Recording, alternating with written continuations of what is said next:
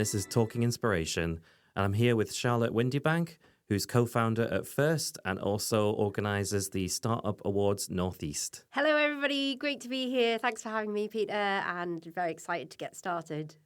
Excellent. Thank you. Okay, so on this episode, we're going to be talking to Charlotte, and we're going to be talking about an object that means something to her, a photograph of somewhere inspiring or someone who might have been inspirational to her, a moment where she found some inspiration when she was out at a dinner or for drinks, and also a moment where they inspired someone else, and also how they find inspiration themselves and advice for people out there who want to find their own inspiration. Okay, Charlotte, why don't you tell us a bit about yourself?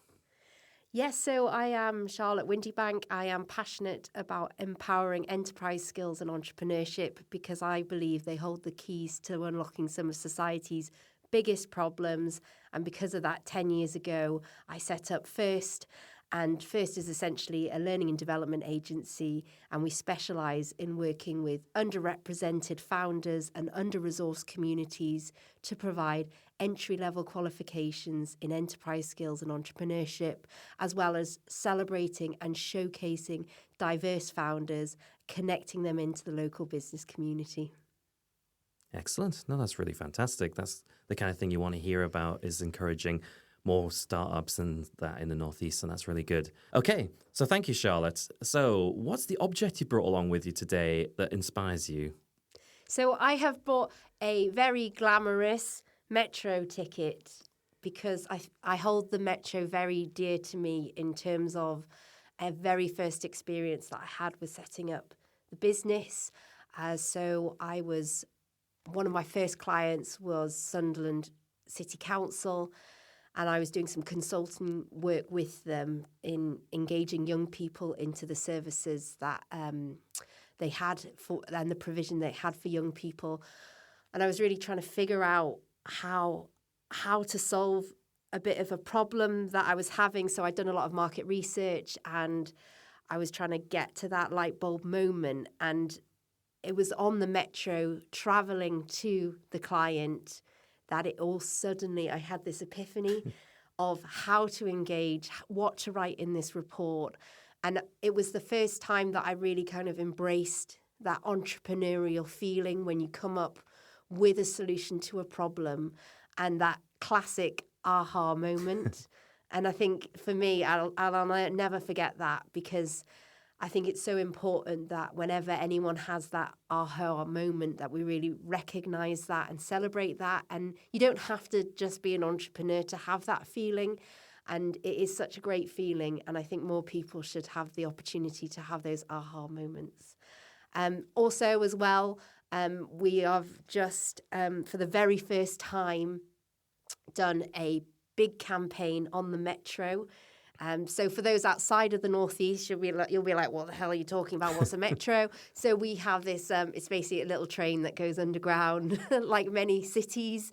And we have our very first campaign going out in the next couple of weeks to encourage the whole of the Northeast to consider self-employment.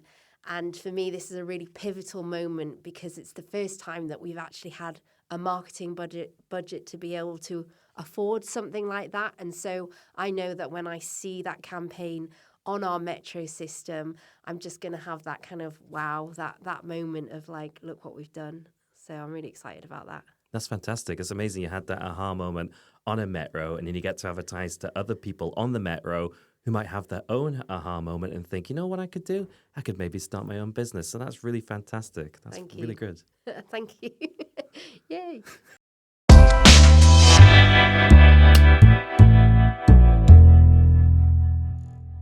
That was excellent. Thank you very much. So that makes sense that would mean a lot to you. I mean, the metro system has been part of the Northeast for a very long time. It started like back effectively in 1980. I think I was one of the first passengers on the metro when I was a baby, I think. So it's really cool to see the kind of impact just being on the metro can have with someone, and then the impact that might have on other people is really fantastic to hear.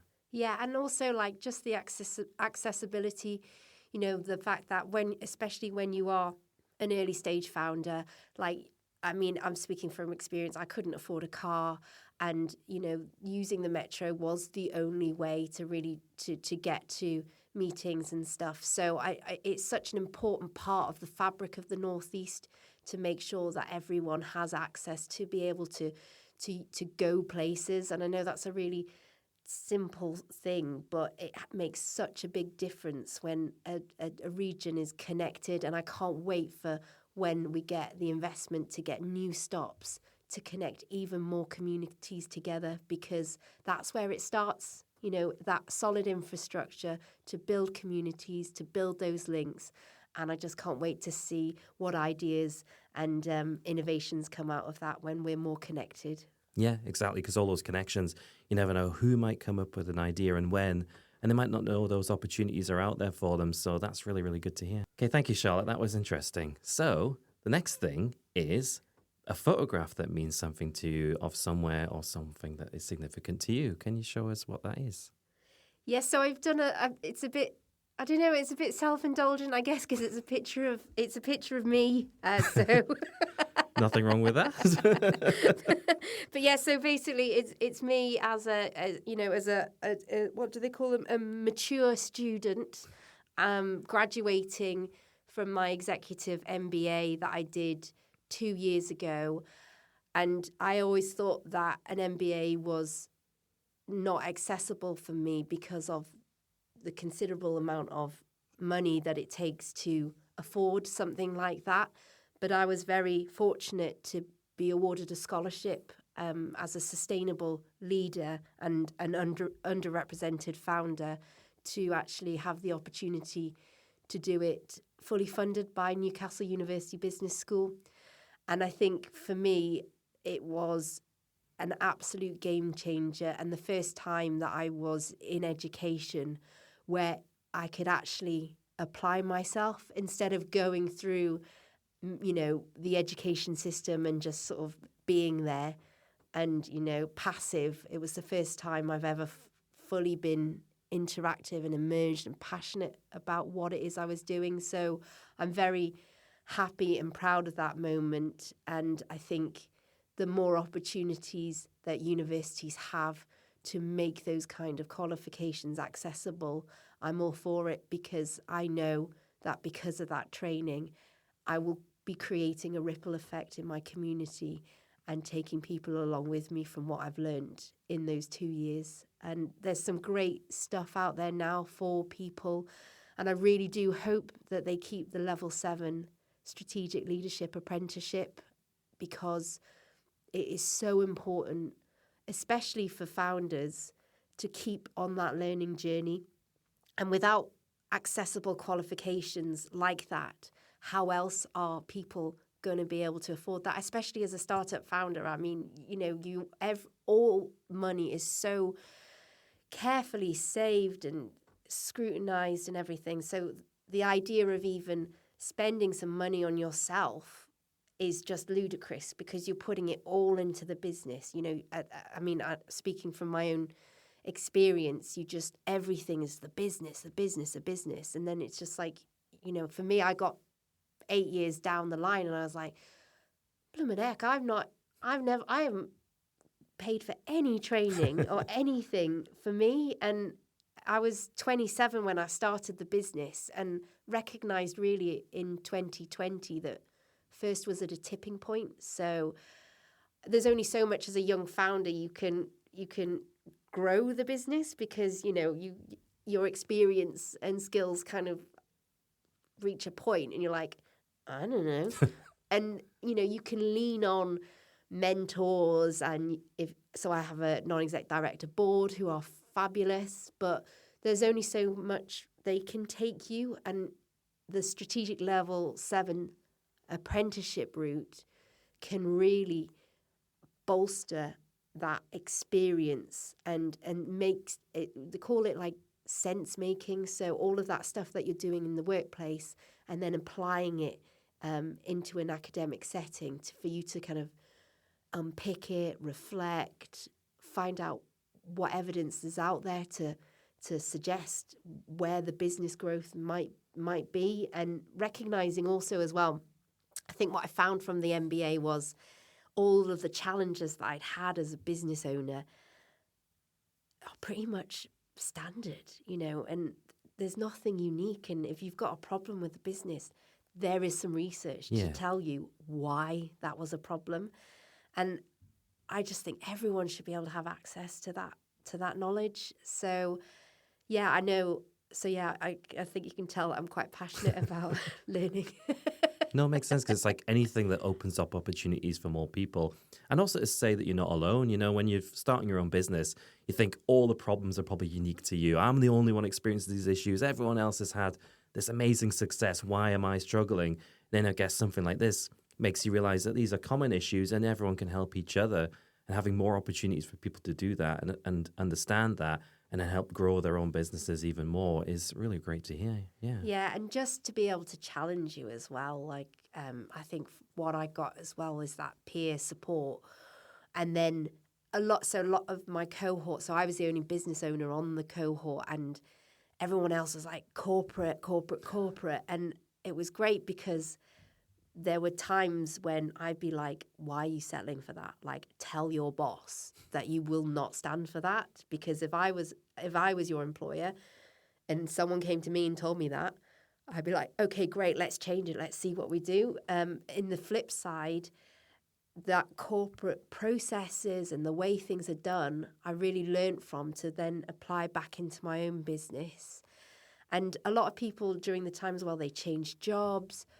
Some actually started businesses as well, which was really exciting. Cool. And yeah, I think you all go on this journey together, and we've still now got this network of pals, and we meet up and we share experiences. And so, yeah, any opportunity for anyone to get that little network of like-minded people that are going through similar things in their career, I'm all for it.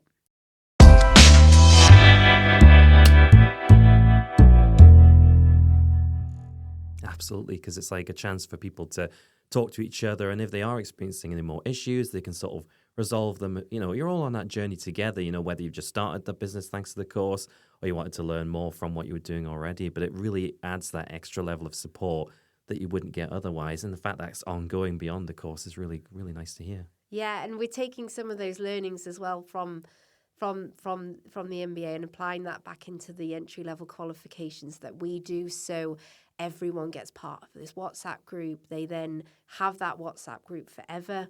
And even courses that we ran 2 or 3 years ago, the WhatsApp groups are still popping off. Yeah. And it's just a great way for people to share connections. And it's such a simple tool.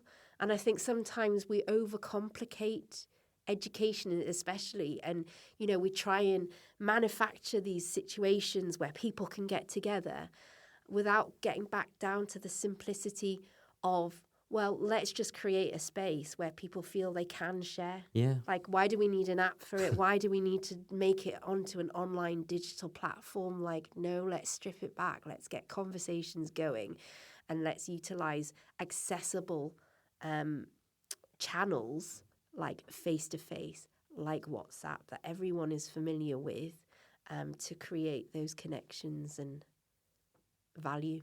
Yeah, it makes sense because it's those conversations that are important, not the platform. You just use what's ever appropriate, whether that's in person, face-to-face, or, you know, through whatever communication method that makes sense, because you just want people to relax enough they can have a chat, learn what each other is doing, share their stories, share things that aren't quite going right and find solutions, or say how things are going well, and just sort of encourage everyone. You know, when everyone encourages everyone else, it brings everyone up together, and it's really good to sort of foster that and bring that back outside of the program as well for everyone to benefit is really, really good as well. Yeah, and you know, and if you look at how we first met, Peter, it was, you know, networking years and years and years ago, and who'd have thought from our chance connection we'd be now in a podcast studio. Exactly. I know.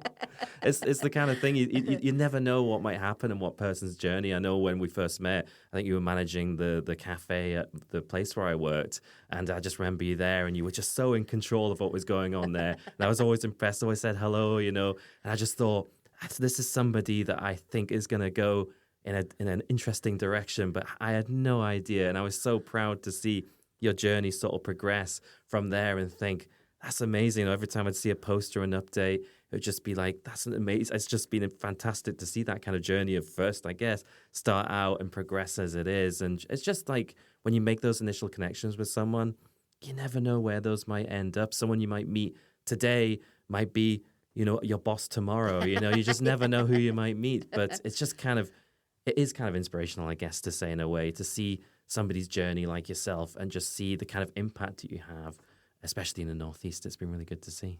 I just remember thank you, Peter. And I just remember those days, like I'd be like buttering these sandwiches in the back and like for all these like business people, and I'd be like, one of these days I'm gonna be like you. And I just never forget that. But yeah, no, and the working in the cafe was such formative experience for me because I got to run a business with someone else's money. And that was just fabulous. So I could just do what I want. Yeah. Well, no, I couldn't do what I want, obviously. But I got to test. I got to like experience that. And I think sometimes people are like, especially when we interview people now, they're almost like, oh, well, yeah, I worked in hospitality and stuff. And I was like, no, be proud of that. Yeah. Like hospitality, I can tell you now, it was the hardest job I ever had to do.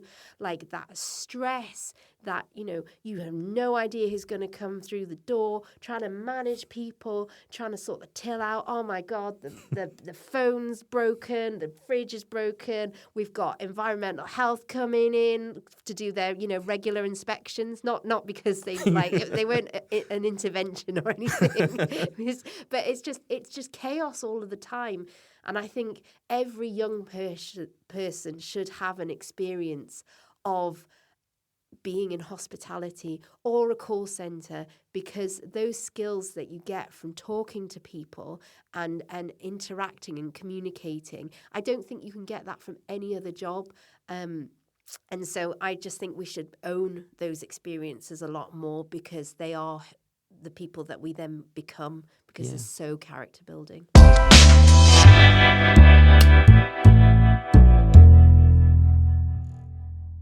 Yeah, it's like that foundational job, all those kind of issues you have to deal with.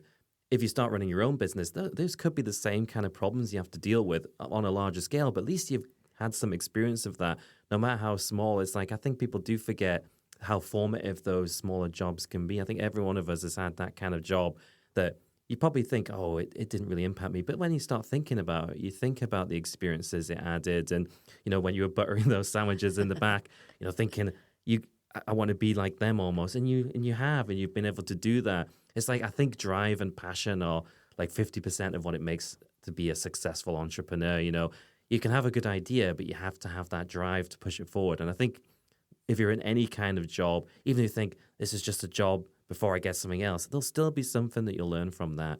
And the fact you can carry that through is really, really amazing. Yeah, thank you. And also, like, I think we're always told, like, you have to have this amazing business idea in order to start. And I really want to just get out there, like, it's no. So if I still had the same idea I have for the business back that I did 10 years ago, we would have gone out of business a long time ago. The point is that, okay, great, you've got a curiosity, you're interested, go on the journey, go find people, explore. You don't have to have this killer idea to start. And I think that's why, one of the reasons why we set up First, because it's that first steps into self-employment and entrepreneurship.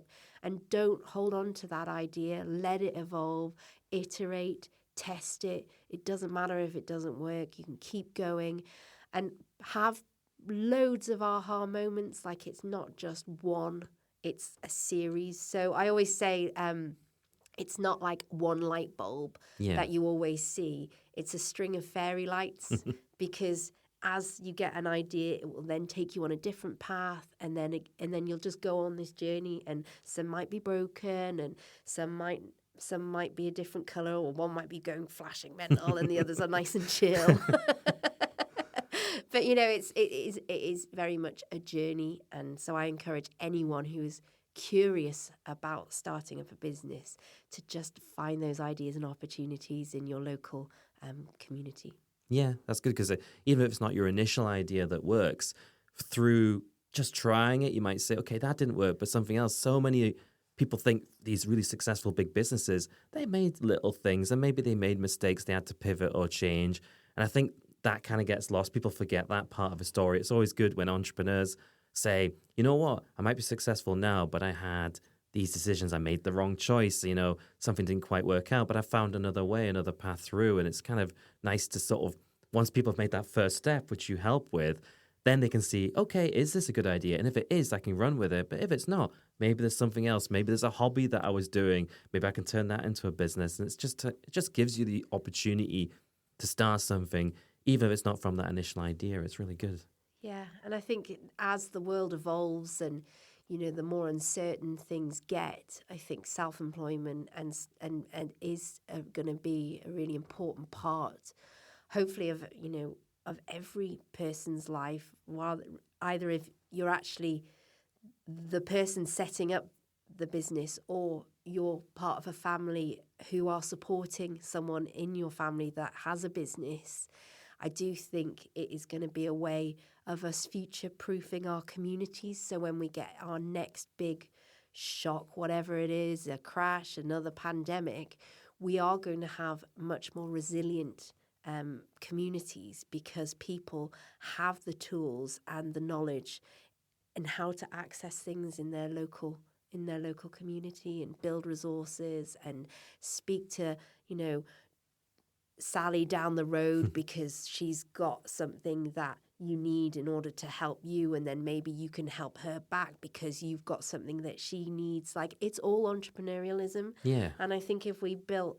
our new society after coming back from the pandemic with enterprise skills and entrepreneurship as that golden thread running through education, jobs, anything to do with the economy, really, then we're going to be in a much better position moving forward. Yeah, it's building that resiliency into your community, and then it helps build a stronger community. Then if anything else in the future comes on, you can change the way your business works, you can adapt new technologies. I mean, that's what happened during the pandemic, more sort of deliveries for like products came in, and various other things as well. So it's just kind of making sure that no matter what the future has to throw at us, we're ready for anything, really. Yeah, and also, I mean, I could talk about this all day. So,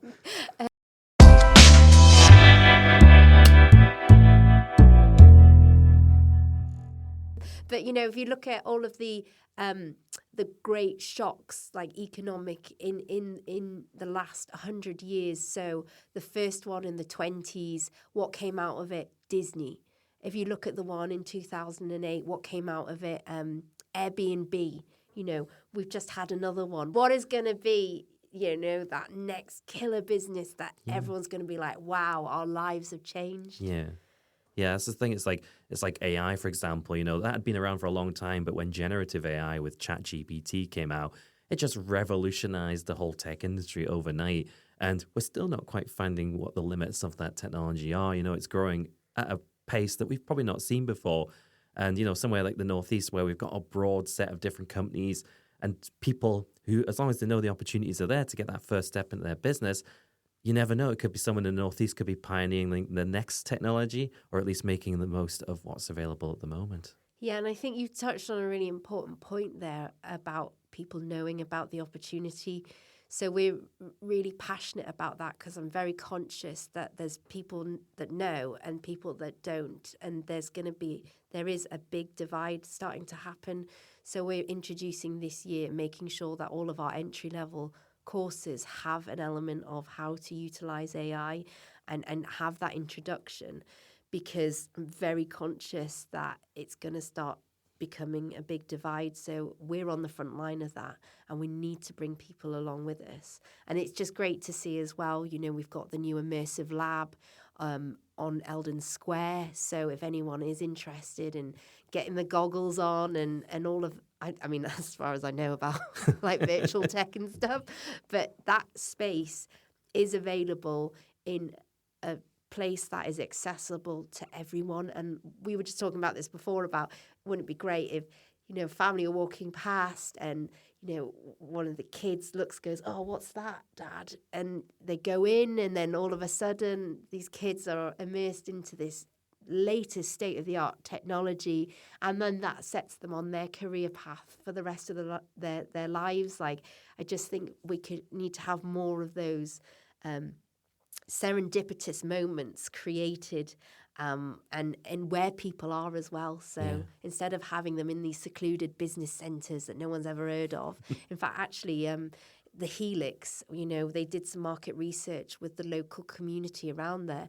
And they said, in Fenham, they said, what do you think of all those new big buildings that have emerged? And they said, oh, it looks like an alien city. And I don't think I belong there. And that I've always remembered that. And it's like really important that everyone feels like they can access these opportunities. Yeah, there's opportunities for everyone.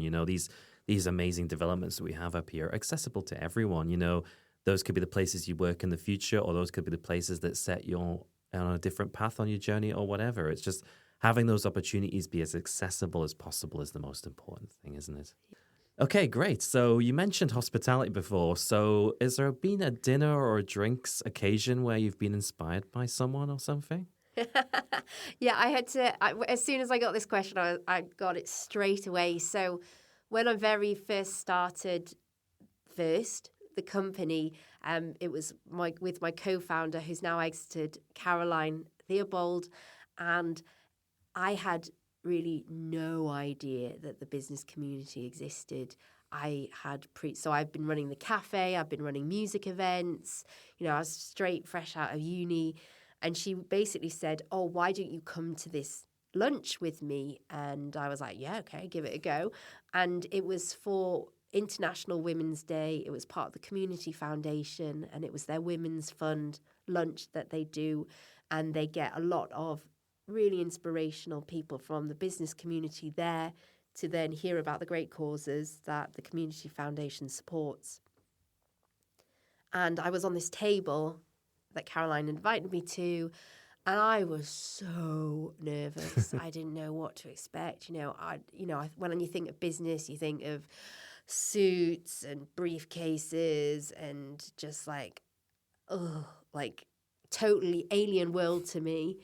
And I got there and I got sat down and I was very, proper and silent. And then the person next to me, all I heard was this effing this, blah, blah, loud, just totally everything that I didn't think the business world was. And I sort of turned and I was just like, who are you?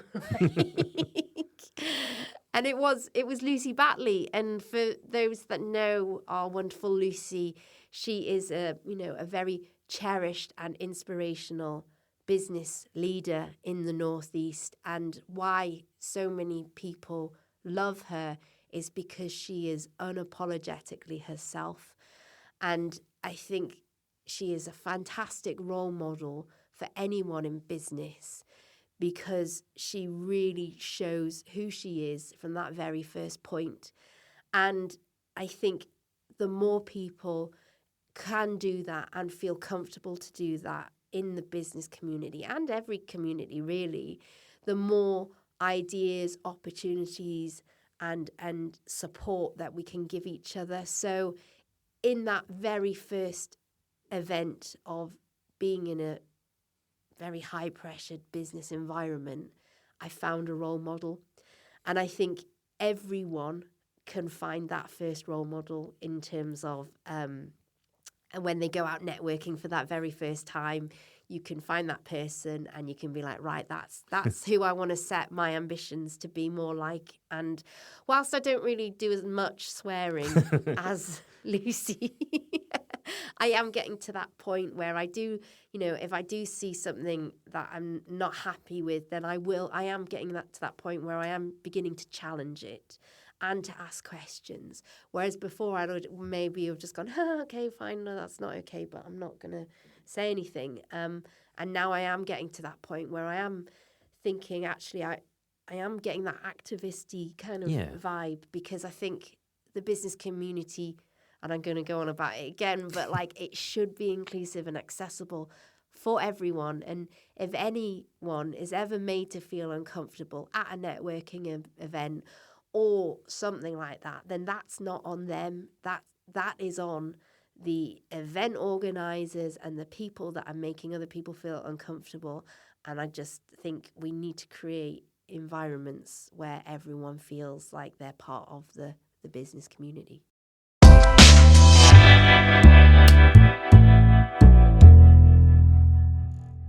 Yeah, no one should be feeling like they're not part of a community, no matter which community it is. Networking events can be a little bit intimidating when you first start out. So it's always nice to have somebody there you can sort of latch onto and see, you had that with them where you could just sort of see how, like, I want to be like them, because that's the person that people want to speak to. That's the kind of people you love to have at a networking event. It just sort of brings everyone together and just makes you feel like this isn't the way I thought it would be. It's much more interesting than that. The community is so much more dynamic and inclusive when it's like that. When it's not, you don't want it to be like that. So that's really, really nice to hear. Yeah, and I think, just to go on that networking vibe, because I again, I could go on about it all day, but for everyone, I always get asked the question, like, oh, but networking's so hard, and it's so difficult, and how do you talk to people, and what happens if you don't know anyone, and all of this stuff. And the only advice that I always give is that the only way you will start to enjoy networking is if when you walk into that room, you see people you know. And the only way you will know those people is if you go out networking. No one in this world, and challenge me if you want to, but no one in this world can walk into a room of people they don't know and not get that feeling, because that is a primal instinct that I think all of us have. And if anybody doesn't have it, let me know, because I want to know who you are. And the only way you can get rid of that feeling is if you look around and you see someone and then you're like, yes, going over to them, and then you just have a lovely time. Yeah, that's the best way to sort of get into an event. At least there's one person you can talk to. And then once you relax into the event, maybe they'll introduce you to someone else. Maybe you'll pluck up the courage to sort of break into a little group and say hello. I mean, it is the hardest thing. I've done it myself where I've gone to a networking event and it can be difficult. But then you see someone you say hello, they'll go, hey, there's someone over there who might want to talk to you. They introduce you and then you're away. It just, again, it's just breaking the ice at these events. It's really nice to have that one. So if there's someone who's going along to an event, go along with them and, you'll never know what might happen. Exactly, Peter. I could have done with this.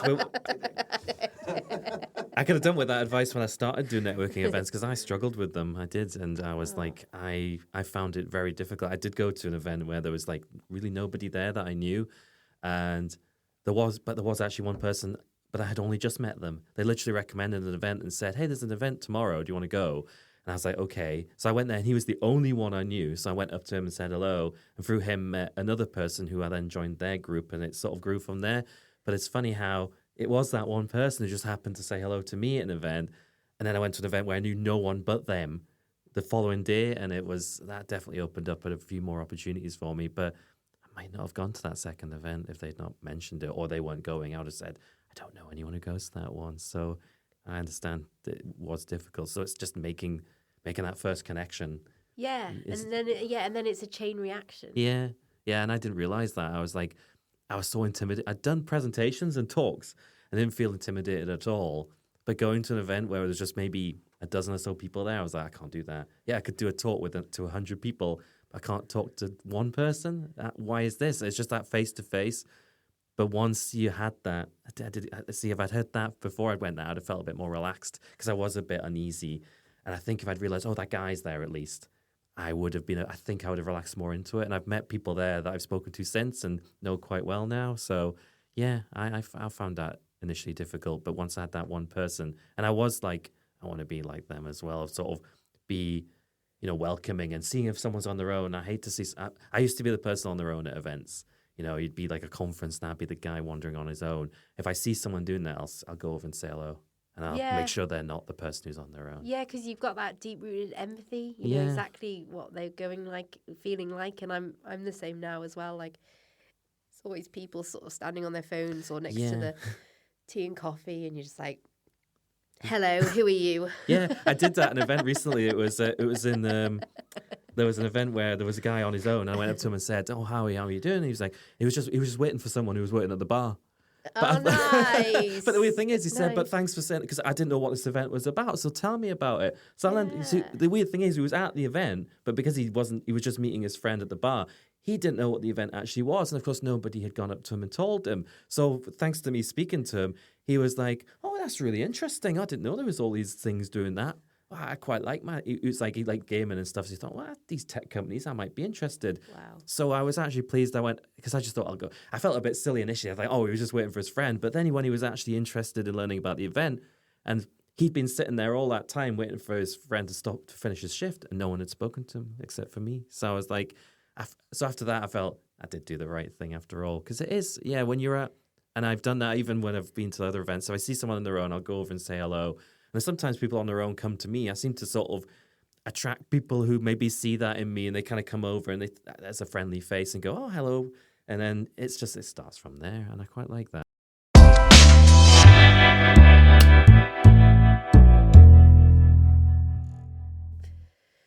When you look at a networking event, you think, oh, God, there's going to be all these people there. And 9 times out of 10, in fact, 9.9 times out of 10, when you talk to people who are like seasoned networkers, I hate that saying, but all they want to do is help because they know that they have been in your shoes.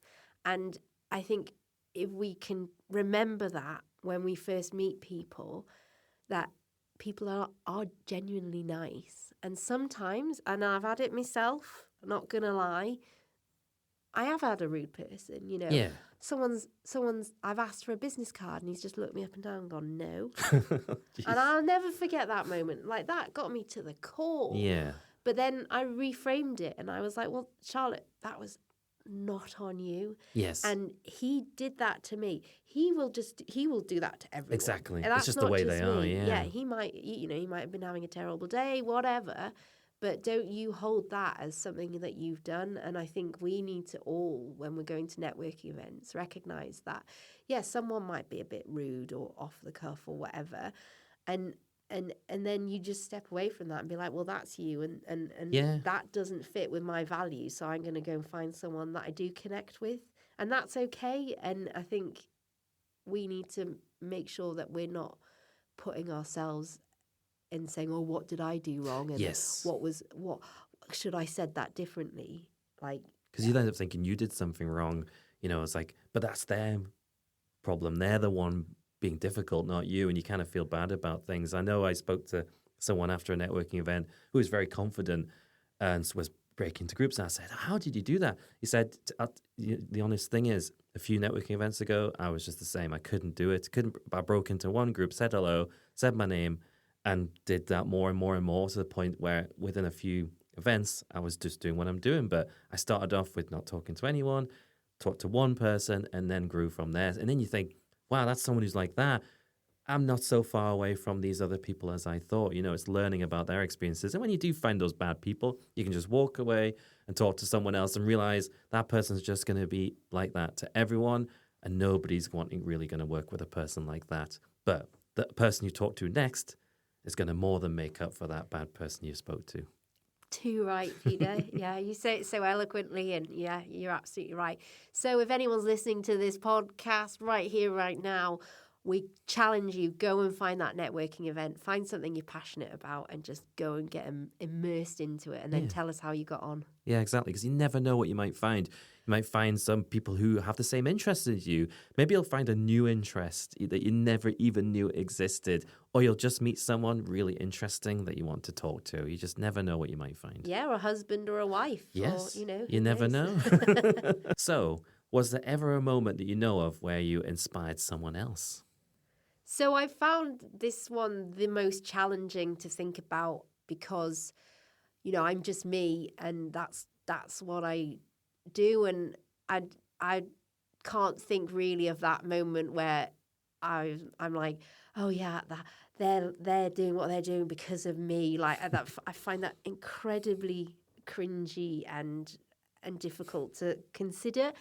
What I would like to happen is that, so for every learner that joins one of our courses or experiences or does Startup Awards Northeast, and if they ever do research and look at First as a company and then see who the founder is and then go, oh, they look like me.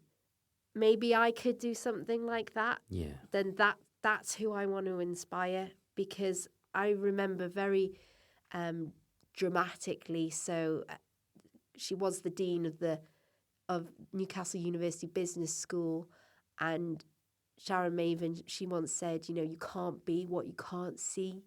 And for me, that's always stuck with me. And I just think if I can inspire learners to think, well, bloody hell, she did it, then I'm going to give it a go. Yeah. And I think, so I don't have a particular, one moment, but I would like to think that I hopefully am inspiring all learners to take that, step into that curiosity. And, you don't have to start the business, but just to consider self-employment. That's all I want anyone to do, is just to consider it. And if I can be that shining light to say, I believe in you, go for it. And just try it out before you spend all this money, before you piss people off and, go down this rabbit hole of starting this business. Just share your ideas and find some people.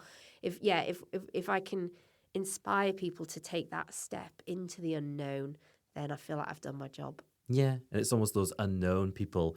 You'll never know who you might have inspired, but you also might have that occasion in a year's time where you talk to someone who started their business and you say, oh, how are you doing? And they say, do you know how I started? It was thanks to you. And that'll be that moment. So you might have that moment to come, but it's always nice to know that there's going to be people you inspire, even if you don't know that. Just by doing what you're doing, someone's going to see you and think, oh, I didn't know I could be like that. I didn't know that was an opportunity for me until I saw whoever was doing it, if it was yourself, Charlotte, or anyone else. It's like, that's the opportunities that other people can kind of give. You don't realize who you might be inspiring, but the fact you might inspire at all is the most important thing. Yeah, and I think, I don't know if this sounds a bit big head or whatever, but I do have people that come to me and say, oh, you really inspired me and stuff, but I don't want, I just find it difficult to talk about again. Do you know what I mean? I suppose you've helped people get started, I guess, and, without the opportunities that you've given them, they wouldn't have been able to do it, or they might not even have known about it. Yeah, but also, the reason why people have got to where they've got to is because of their hard work. Yeah. And I actually got corrected because I used to say, oh, it's because of this one person, I'm now doing what I'm doing. And it's like, no, it's because of hard graft and not giving up and creating opportunities for myself. Yeah. That is how I got to where I am today. And yes, people have enabled me to open doors and to find those opportunities, but we need to take more ownership on where we have got to. Yeah. Because I think all too often it's easier to say, oh, I'm doing what I'm doing now because someone did this for me. And it's like, no, you found the opportunity. Yeah. You found the value. Someone can be introduced to 100 opportunities, but it's up to the person to decide to say yes, or to take it forward, or to put that hard work into it. And that's where the inspiration should come from, is within ourselves. Yeah, that makes sense. You're opening the door for them, but they have to step through it. It's up to them. Yeah. I suppose that goes on to the next thing about how can other people find their own inspiration?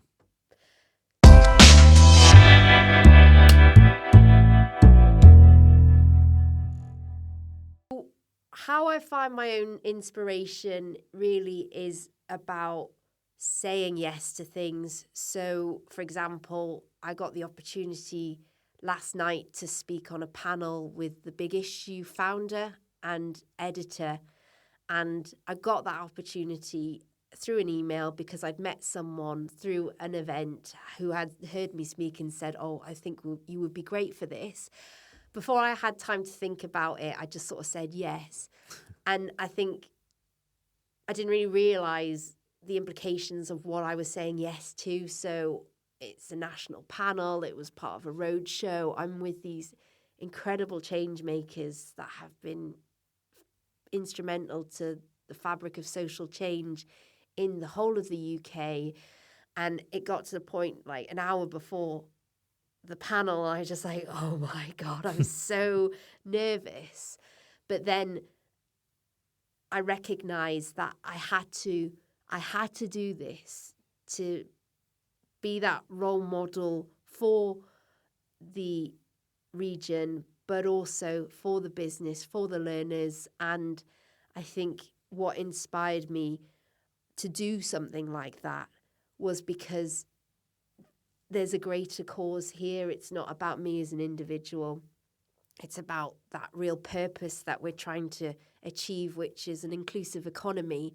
And if I don't say yes to things like that event, how will I affect change? Yeah. And I think if you can get an opportunity and put those nervousness aside and just go, no, you've got to do this, because if you don't, who will? If not, what was the saying? If not you, who? Yeah. If not now, when? And I've always had that as a mantra in terms of that inspirational piece. JFDI, you know, and for those that don't know what that means, Google it. And then worry about the nerves when it comes to it. And I was saying to someone yesterday, like, oh, Charlotte, I didn't think you'd get nervous about something like this. Like, you're always doing this, blah, blah, blah. And I was like, yeah, but I never done a national thing before. Yeah. But I know next time, hint, hint, if anybody needs me, I know next time I do something like that, I'll be less nervous. Yeah. Because that was the first time I've done something like that. So I think everyone will always get nervous with the first time you do something. So it's about taking yourself out of that really comfortable environment into that unknown, saying yes, worry about it later. Yeah, makes sense, because not only are you offering people opportunities, you're taking opportunities as well. And that's the thing, you know, sometimes something might come by and you think, oh, I can't do that. But then you miss out. You don't know what you might have missed out on because you didn't say yes. So that's a good way to think about things, is when an opportunity does come up, just say yes, even if it's something you're not too sure of. If you can do it, then go for it, because that opportunity, you never know what that might open up. You know, you might get invited on more panels and various other things, might do more podcasts. So you just never know what will come from an opportunity like that. And to get on a stage like that must have been fantastic as well. Yeah. Excellent. Finding inspiration. A few tips.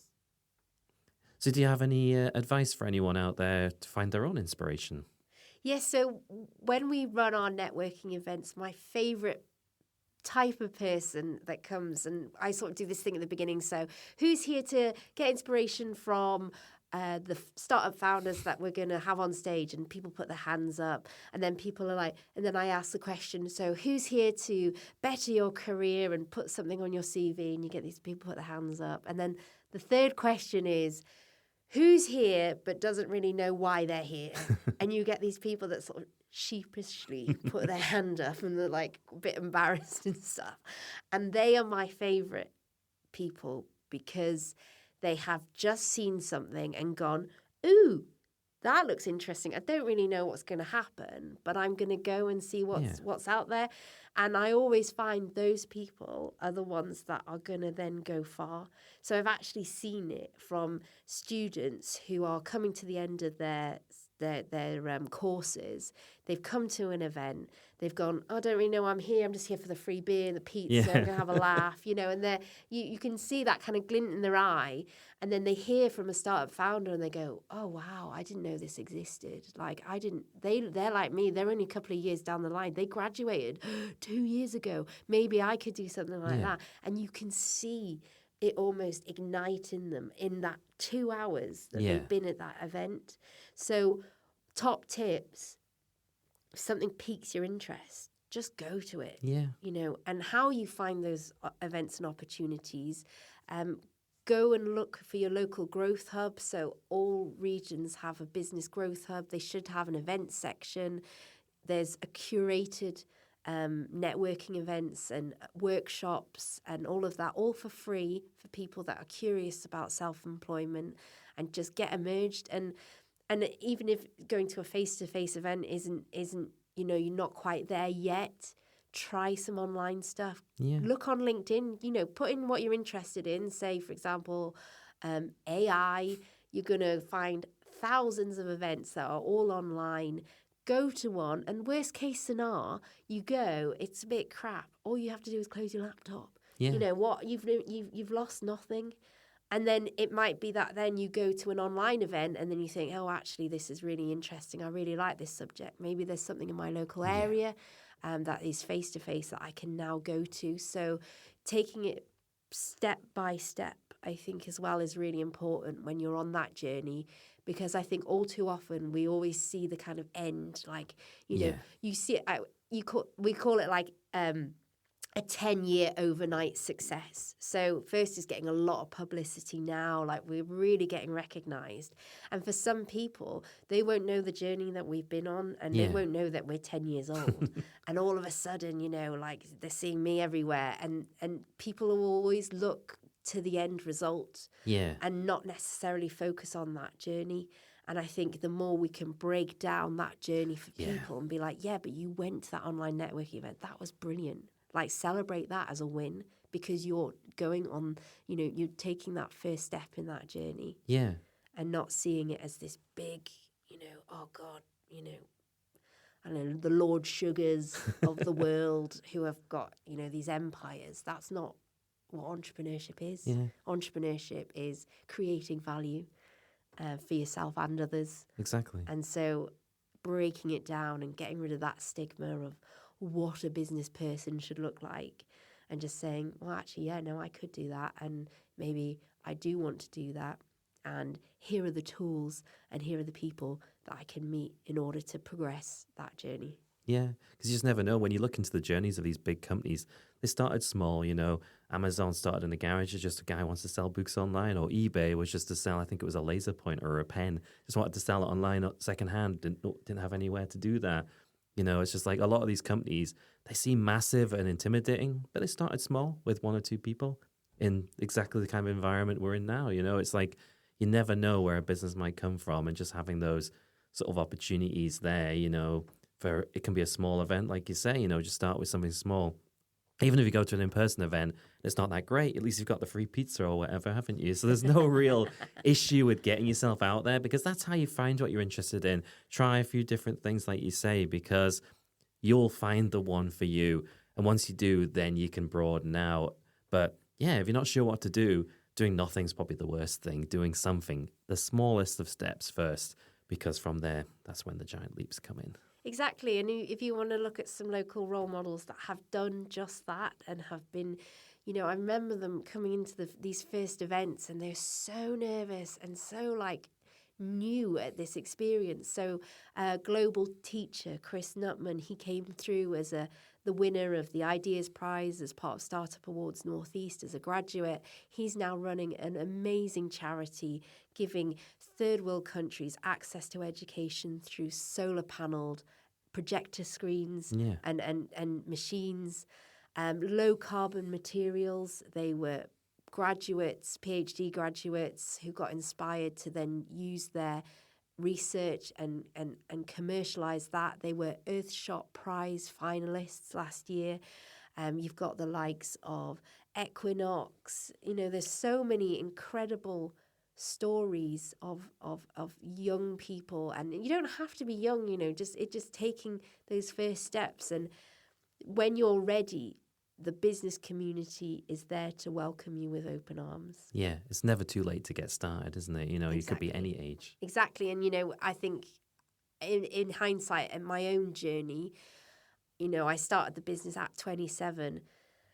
And you can't you don't think, oh, we should. Well, in a way, I kind of wish I'd done a bit more working, like for a big, massive company or something like that, because my whole work history is it was hospitality, and then it was first. So I would have loved to have had a bit more experience in the commercial world to then apply that into my business. So, you know, if you're 40, 50, 60 and you've been working for someone else your entire life, but you have the skills and the ability to actually take what you've done in your employment and make it cheaper, faster, better quality, why not?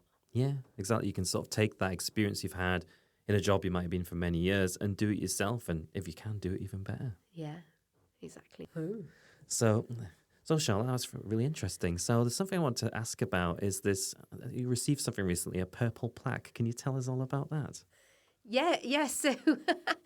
So the purple plaque, the whole reasoning behind it is to recognise innovators, women innovators who have basically come up with a project or an idea to help grow their business, but also affect change in society, the economy, the environment. And it's all run by Innovate UK.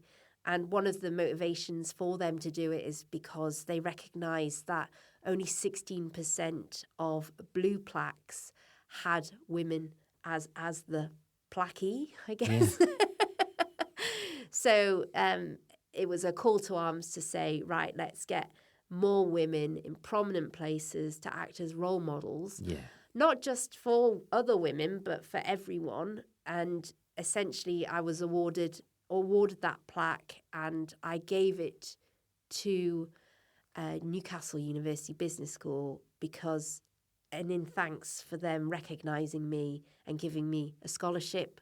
Yeah. And the plaque was so we've created our own social value impact tool. So all of our contracts are government contracts. So we want to make sure that we are communicating how much, so for every £1 invested in First, how much that is then generating back into society and the economy. So we've come up with a tool that is able to give us an accurate representation of that through that Innovate UK grant that we received. And so the award was a purple plaque and then a grant to take that idea forward. And so we're now in that stage where we're taking that tool and not just using it for First stuff, but actually working with universities and combined authorities and how they can communicate their social return on investment for enterprise skills and entrepreneurship. And then the ambition is, as a result of this project, I've got this vision of like being at the door of number 10 Downing Street with this impact report and be like, look what entrepreneurship and enterprise skills can do for the UK economy, and here's the evidence and here's the proof. So that's what it was in recognition for. And it's now in the reception of Newcastle University Business School, and I just hope that it just, one person looks up at that and goes, oh, she's got a funny name, I'm going to Google her, and then be like, oh, she runs her own business. Oh, maybe I could do that, and that's what it's all about for me. No, that's fabulous. It gives, again, another opportunity for people to discover the work you do. Anyone who goes there now will see that plaque and they'll inspire. So that's another object of inspiration, I guess, for those people potentially in the future. But it's really good to see the kind of impact you can have and show that small businesses have a massive impact on a region, especially like the Northeast, where we've got a lot of modern businesses. There's lots of ideas. There's lots of people with ideas who maybe haven't quite executed them yet.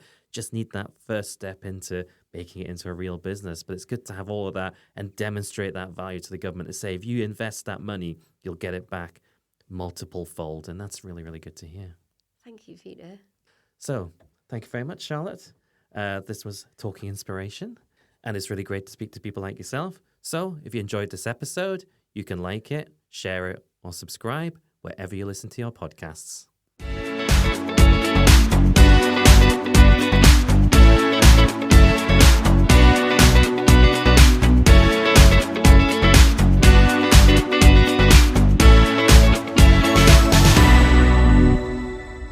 Niltoni Broadcast Network, NBN. Popcorn for your ears.